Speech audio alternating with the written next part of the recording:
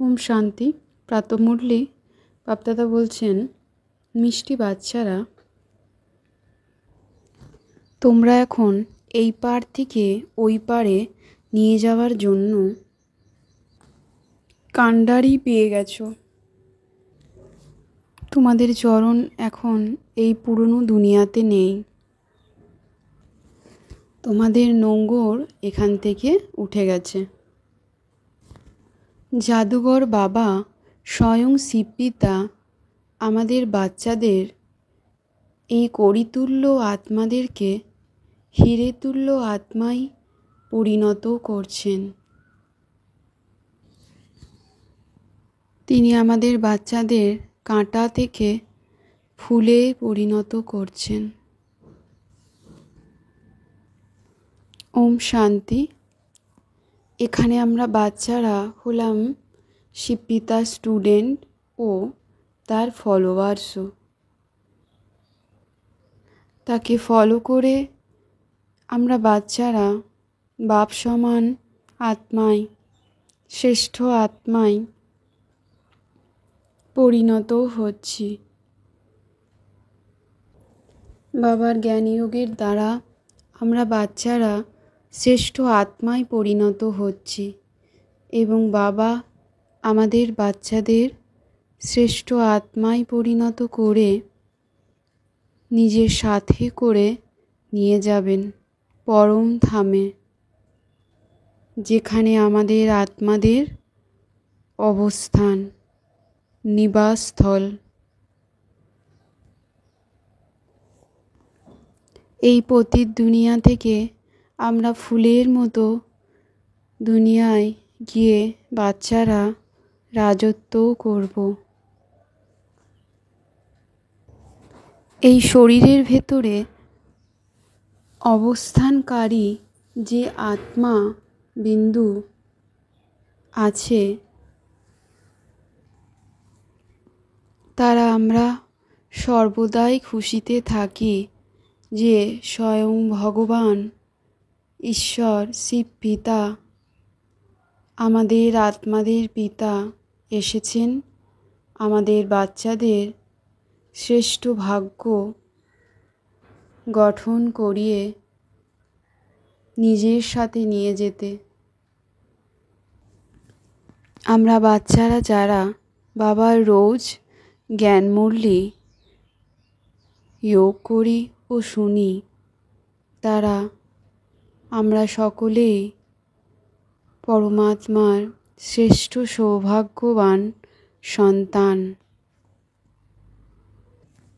বাবা এসে আমাদের বাচ্চাদের সম্পূর্ণ বিশ্বে রাজত্ব করার মতো বুদ্ধিমান বানাচ্ছেন। স্বয়ং ভগবান এসে আমাদের বাচ্চাদের পড়ান, তাই আমরা একথা স্মরণে সর্বদাই খুশি ও প্রফুল্লিত থাকি। শ্রেষ্ঠ সৌভাগ্যবান আত্মারা,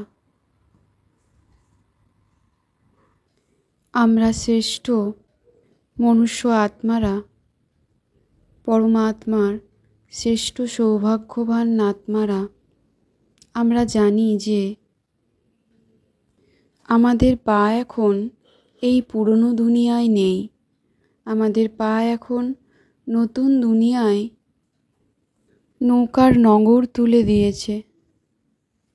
বাবা যেমন কাণ্ডারি তেমনি মালি, তাই তিনি আমাদের কাঁটাকে ফুলে পরিণত করেছেন। বাবা হলেন স্বয়ং সদ্গুরু অকাল মূর্ত, তিনি সদ্গতি দাতা। তিনি আমাদের বাচ্চাদের সদ্গতি দান করছেন। আমি আত্মাবিন্দু শিবপিতার দ্বারা সদ্গতি প্রাপ্ত করছি। আমরা বাচ্চারা এখন জানি ও বুঝতে পেরেছি বাবা আমাদের বাচ্চাদের জন্য নতুন পৃথিবী ও নতুন ঘর বানাচ্ছে। তাই আমরা বাচ্চারা নিজেদের বুদ্ধিকে এই পুরনো দুনিয়া থেকে সরিয়ে নিয়ে ওই নতুন দুনিয়া, নতুন পৃথিবীর প্রতি রয়েছে। আমি আত্মাবিন্দু নিজ শ্রেষ্ঠ সেবা, শ্রেষ্ঠ কর্ম ও শ্রেষ্ঠ পুরুষার্থের দ্বারা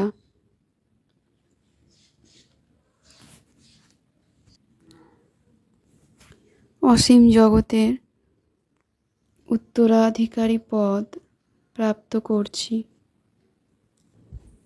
যতই কেউ আমাদের আঘাত করুক, আমরা বাচ্চারা ভেতর থেকে বাবার সাথে মিলিত হয়ে সর্বদাই খুশিতে থাকি। শিব বাবার সাথে মিলিত হওয়ার স্মরণের দ্বারা, তার দিব্য সকাশ নিজ আত্মাবিন্দুর মধ্যে গ্রহণের দ্বারা আমি বিন্দুর সমস্ত পাপ কেটে যাচ্ছে, সমস্ত বিকর্ম বিনাশ হয়ে যাচ্ছে। যত পাপ কর্ম বিকর্মের বোঝা আত্মার মধ্যেই থাকে, শরীরের মধ্যে নয়। শরীর হলো বিনাশী। আত্মায় নিজ কর্ম বিকর্মের দ্বারা বারবার জন্মগ্রহণ করে নতুন শরীর গ্রহণ করে। তাই আমরা এখন বাবার দিব্য পবিত্র সন্তানেরা বাবার জ্ঞান যোগের দ্বারা নিজ আত্মাকে সর্ববিকর্ম থেকে, সর্বপাপ থেকে নিজেকে মুক্ত করছি শিব পিতাকে স্মরণের দ্বারা।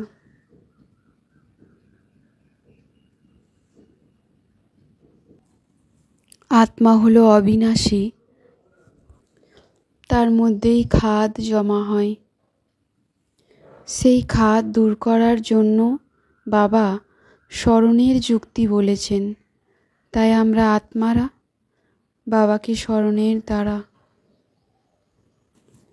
সম্পূর্ণ পাপ মুক্ত, পবিত্র হয়ে উঠছি, শান্ত শীতল হয়ে উঠছি। নিজ আত্মাবিন্দুর মধ্যে অপার শান্তির অনুভব করছি।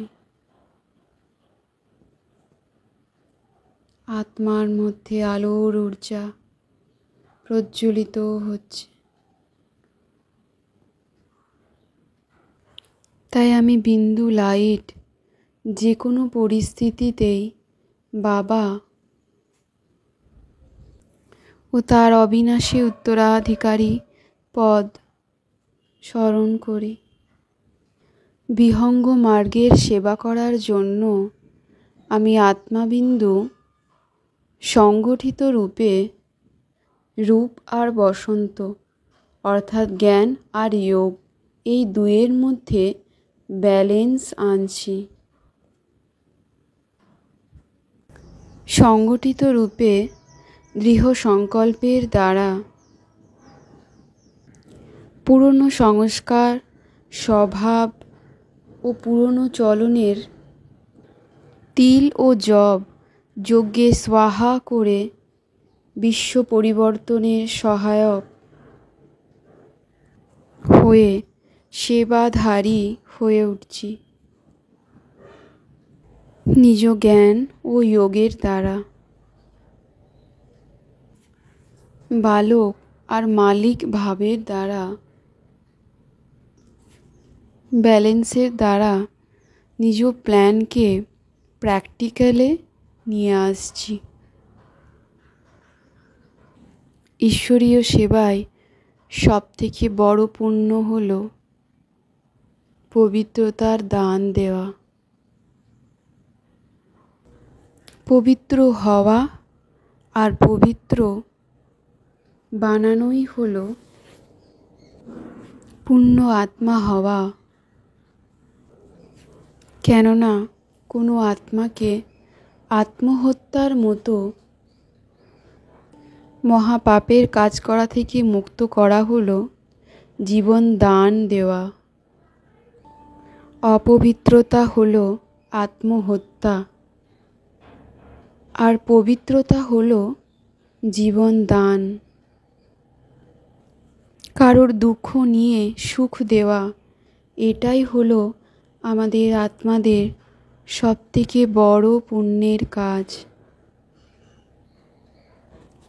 এই রকম পুণ্য করতে করতে আমি আত্মাবিন্দু, আত্মিক রয়্যালটি ও পিউরিটির পার্সোনালিটিকে ধারণ করে পুণ্যাত্মায় পরিণতও হচ্ছি।